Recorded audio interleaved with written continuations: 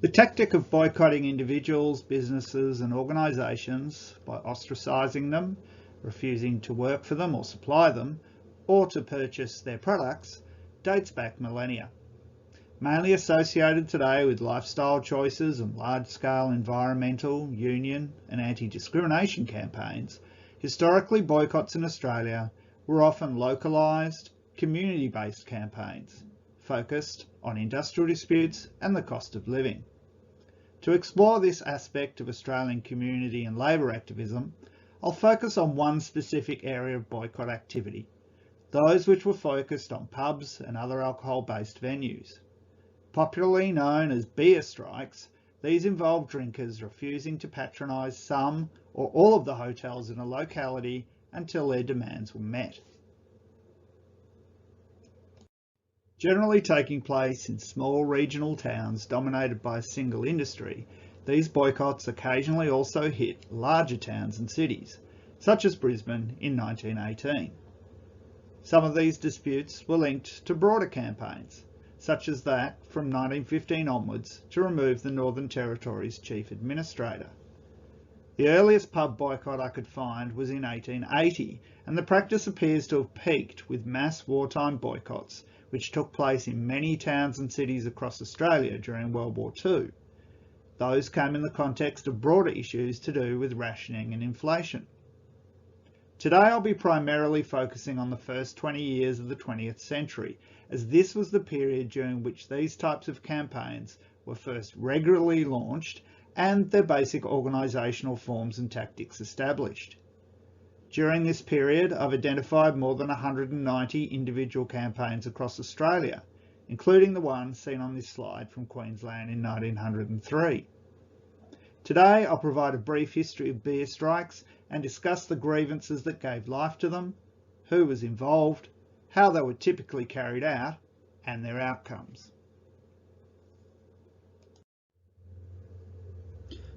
Why were hotels a leading target of boycotts at this time?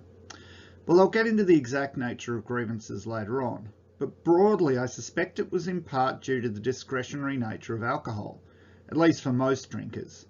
Until the Depression, the penalties associated with the non-payment of rent or for eviction resistance likely outweighed possible gains. Boycotting food in many towns would have been a harder task and required more planning. With alcohol, basically, there was less at stake. At the same time, hotels were an important enough part of Australian life for people to take action over them. These venues provided a place for relaxation and recreation following, and in some cases during, the working day. Drinking alcohol was a way of both coping with the arduous nature of work and of enjoying the fruits of it.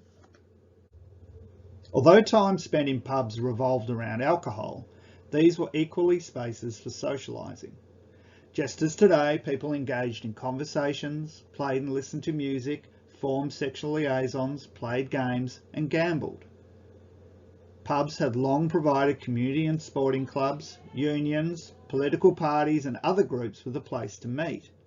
In the 20th century, this was on the decline, but in newer towns they still played this role. And elsewhere, people continued to congregate in pubs after events held at sports clubs, trades halls, theatres and other spaces.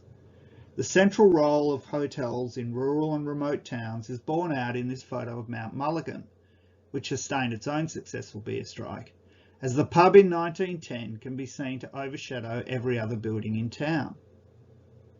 Following on from their roots, hotels also continued to provide short and long-term accommodation for local workers and travellers, and they were a key place for dining, providing many people with sustenance during and after work, including inexpensive or free food in the form of counter meals.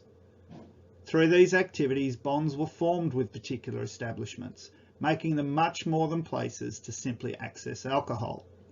Grocers and others selling takeaway alcohol were rarely targeted via boycotts, which suggests that these campaigns were primarily about mounting challenges over what were considered community spaces, albeit ones that were overwhelmingly privately owned. So, who was involved in these boycotts? Well, primarily it was Anglo-Celtic males.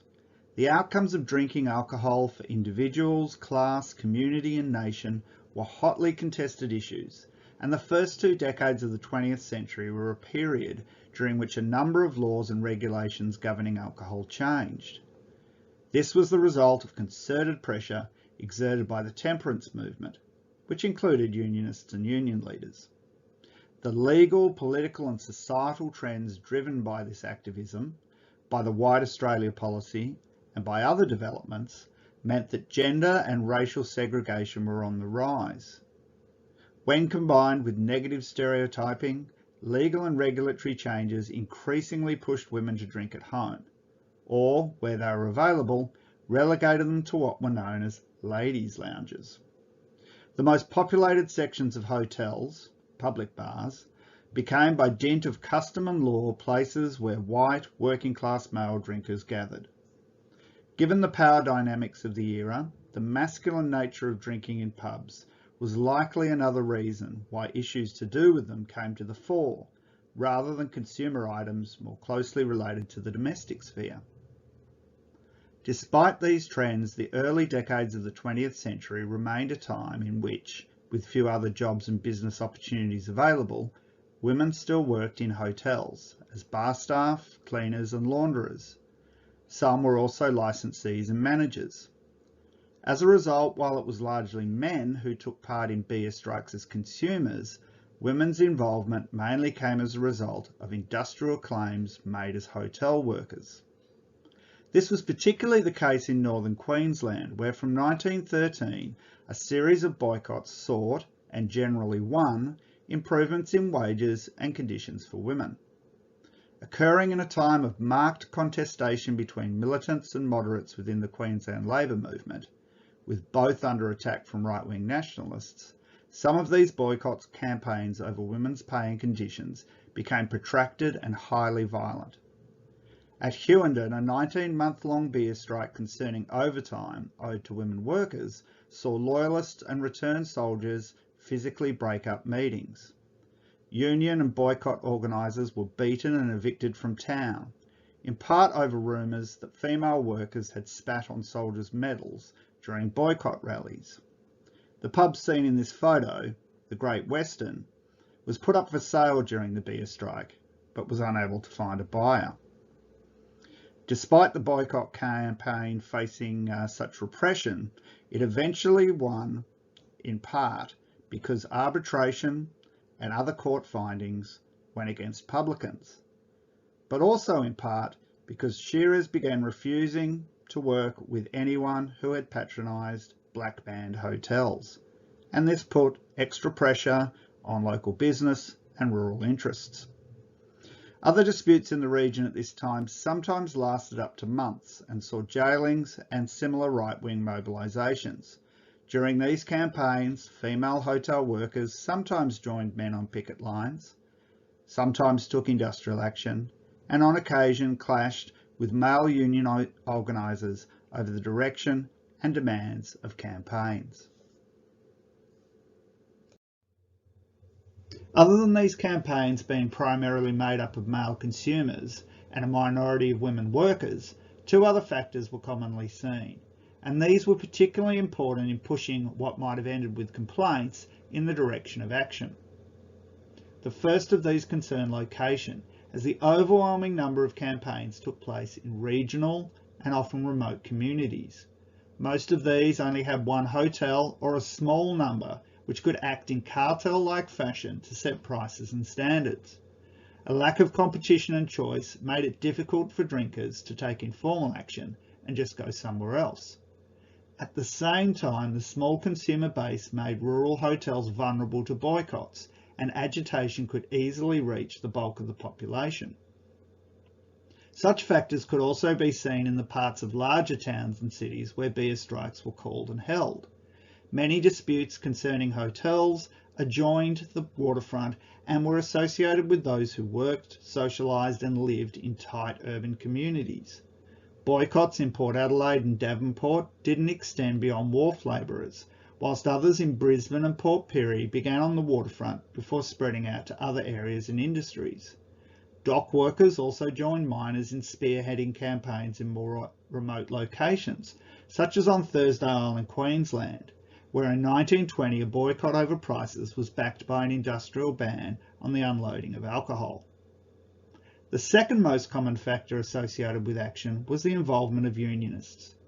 It may have been that the term beer strike emerged and was stuck with because it was felt that union members would be more likely to respect and support action described as a strike.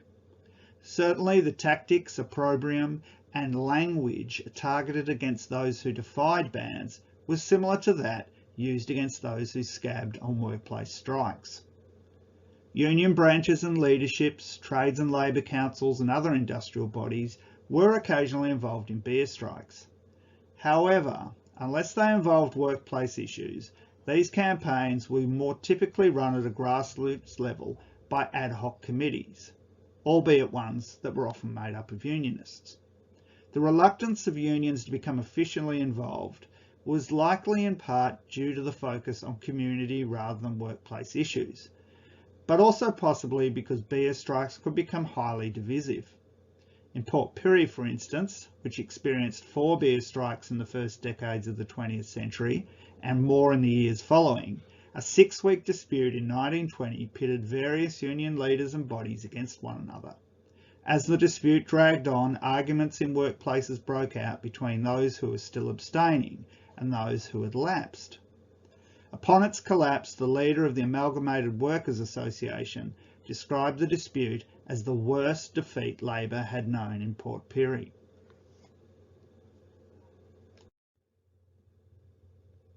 So, what triggered a beer strike and led people to give up their favourite pastime and prime means of relaxation for weeks, months, and very occasionally even years on end?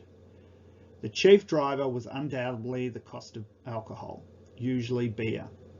From 1901 to 1920, prices varied heavily across the country, typically fluctuating between 3 and 6 pence for a glass of beer in cities and larger towns, and 6 pence to a shilling in smaller and more remote locations. This usually paid for an imperial pint-sized glass, 568 mils, but sometimes a smaller amount, with the size and holding capacity of glasses proving a further point of contention. I don't have time to go into the various wage levels of the period, but a few glasses of beer after work and more on the weekend constituted enough of a proportion of the cost of living for any price rise to have an impact. Many beer strikes were in response to proposed or unexpected price rises, commonly on the order of 25% to 100%, or reductions in the size of glasses. In other cases, price reductions were demanded on the basis of alcohol being cheaper in other locations, or changes in prevailing conditions, such as a decrease in local wages. Beer strikes were also called over issues such as the cost of accommodation and meals provided by hotels, whether credit was extended to patrons, as well as over poor quality alcohol and hygiene. Boycotts also supported those on strike in breweries, and as already noted, were used to pressure publicans into improving the wages and conditions of their employees. The tactics and forms of organisation used in beer strikes largely drew on those seen in other workplace and community disputes of the era. After informal discussion, a dispute would typically begin with a meeting open to the public. These and subsequent meetings were usually held inside a hall, union or club rooms, or outdoors in a park or in the street. As seen in this cartoon from the Melbourne Truth, they were sometimes held outside the offending hotels. Meetings and boycotts were usually promoted via posters, word of mouth and stories in the local press, and less frequently through chalked up messages, handbills, banners and newspaper advertisements. Meetings were generally run in a formal fashion with the chairperson elected and issues and responses discussed and debated before a log of claims and resolutions were passed. Organising committees and subcommittees were formed. On some occasions, hoteliers would be invited to meetings, but usually a deputation would visit them. If they refused to accede to demands, then petitions and lists of beer strikers would be taken, both to publicly demonstrate the level of support and to encourage all involved to stay the course. Agreements were usually made outlining the consequences for those who strayed. These most typically involved being shamed via inclusion on a roll of honour, which was sometimes posted in public, or being made to pay a fine ranging from £6 to £1. In some cases, beer strikers either refused to work alongside those who'd broken boycotts or demanded that employers fire them, and this could lead to wider industrial disputes. Whether pubs were picketed or not varied widely. Where the tactic was used, it was generally overseen by a committee and involved conversations with potential drinkers and the taking down of names. On some occasions, boycott breakers were dunked in horse troughs, covered in treacle, egged, or made subject to what one Northern Queensland union organiser described as, quote, intelligent violence. Given that social life often revolved around pubs, the success of a boycott stemmed not only from the depth of grievances and the severity of penalties, but also from whether strikers could be provided with alternatives. If one pub caved in, then people would flock there. Those that remained black-banned stayed empty. If a legitimate hotel was unavailable, then sometimes strikers bought takeaway alcohol legally from grocers or illegally from sly groggers. During a WA Goldfields dispute, barrels of beer were sent in 1902 from Menzies to nearby Malene, whereupon beer strikers visited each black-band pub to pay them a toast. Typically, beer strikers eschewed alcohol altogether and instead patronised soft drink shops. As seen in one headline here, Port Pirie wharfies turned to eating apples rather than downing beers during their work breaks. Regular parades and open air and indoor meetings, sometimes accompanied by brass bands, also helped fill the vacuum, as did sporting events, concerts, and public debates with publicans. By their nature, the tactics associated with beer strikes were largely coercive, and publicans responded in various ways. They countered accusations of profiteering and greed by arguing that the cost of alcohol, meals and rents were largely outside their control. Some tried to lure consumers back in with the offer of free drinks. Others threatened to increase the price of accommodation or remove counter meals should they lose a dispute. As noted earlier, some publicans, and those that continued to patronise their establishments, employed violence and drew on the repressive support of local police and courts. Claims were made in 1914 that during a beer strike at isolated Burketown in Queensland's Gulf of Carpentaria, hoteliers prevailed by cutting off strikers' access to water. Most publicans simply chose to wait their opponents out. To maintain discipline, some followed the example of strikers in levying fines against members. For instance, as part of an arrangement in 1920 to raise the price of accommodation by 8 shillings, publicans in Gordonvale, Queensland placed £20 each in a fund, with an agreement that individual contributions would be donated to an ambulance service if any member broke ranks. Despite this, one of the 5 immediately caved in when the anticipated beer strike began, and their profits tumbled. Although some disputes became protracted, the majority of beer strikes were resolved within a fortnight, some in as little as a matter of hours. Most did not involve long-term bitterness, and consumers returned to their locals both in victory and defeat. Where the outcome of a beer strike can be clearly ascertained, the majority that lasted under 2 weeks resulted in a positive outcome for campaigners. Those that lasted longer were roughly as likely to win as they were to lose. Weather was often referred in media articles as a make or break factor, and occasionally by strikers themselves. One South Australian campaigner stated in 1920 that, quote, "We have the advantage of cold weather. It is highly unlikely that anything of this kind would have been attempted in summer, for then the chances are that the opposition would collapse." This campaign promptly went on to lose. As it was, many beer strikes lasted through the heat of summer, and some even survived the Christmas and New Year holiday period. Temperature and looming celebrations may have been contributing factors, but the quality of organisational efforts on each side, the ability of hotels to withstand the loss of trade, and the degree of striker and community cohesion appear to have been most decisive.